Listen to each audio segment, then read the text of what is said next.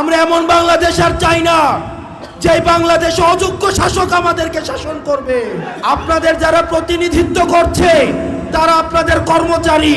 আপনারা নেতাকে দোষ দেওয়ার আগে আপনারা আগে আমরা নিজের কাছে আমরা প্রশ্নবিদ্ধ হব। আমরা এমন আর বাংলাদেশ চাই না যে বাংলাদেশে দাড়ি ধরে ধরে আলেম ওলামাদেরকে জেলে ঢুকানো হয়। আমরা এমন বাংলাদেশ আর চাই না যে বাংলাদেশে কোরআন থেকে হাদিস থেকে বয়ান করলে সেই মাহফিল বন্ধ করে দেওয়া হয়। আমরা এমন বাংলাদেশ আর চাই না যে বাংলাদেশে অযোগ্য শাসক আমাদেরকে শাসন করবে। আমরা এমন বাংলাদেশ আর চাই না যে বাংলাদেশের মধ্যে দুর্নীতি, রাহাজানি, হানাহানি, গুম এবং হত্যা থাকবে। আমরা এমন বাংলাদেশ চাই যে বাংলাদেশে প্রত্যেকটা ধর্মের মানুষ তার ধর্মটাকে স্বাধীনভাবে পালন করতে পারবে।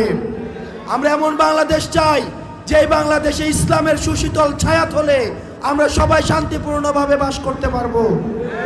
দেবিদ্বারের কাছে আমার আহ্বান থাকবে, আপনারা প্রত্যেকেই নিজ নিজ দায়িত্বটা পালন করবেন এবং এখানে যারা রয়েছেন আমাদের সবাই আপনারাও মনে করবেন আপনারও একজন নেতৃত্ব, আপনারও একজন নেতা।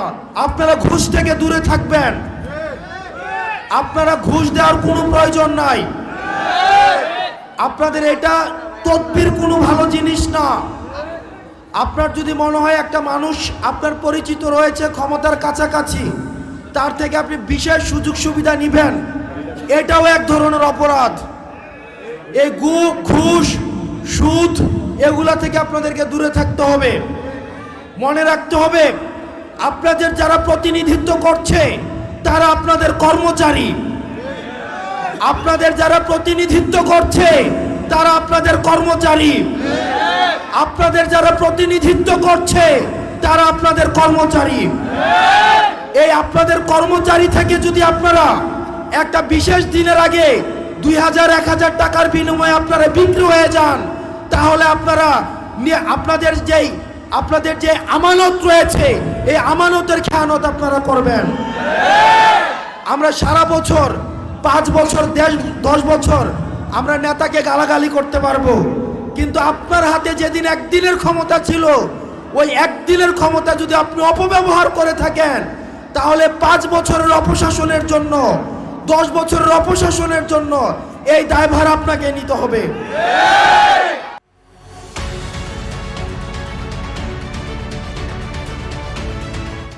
এজন্য আপনার কাছে অনুরোধ থাকবে, আপনারা নেতাকে দোষ দেওয়ার আগে আপনারা আগে আমরা নিজের কাছে আমরা প্রশ্নবিদ্ধ হব। আমরা নিজের কাছে আগে দায়বদ্ধ হব। আপনাদের কাছে করজোর অনুরোধ করব, আপনারা কর্মচারীর কাছে কখনো বিক্রি হয়েন না। আপনারা অত্যাচারীর কাছে কখনো মাথা নত করেন না। আপনারা কখনো সুদের কাছে মাথা নত করেন না। আপনারা কখনো ঘুষের সামনে মাথা নত করেন না।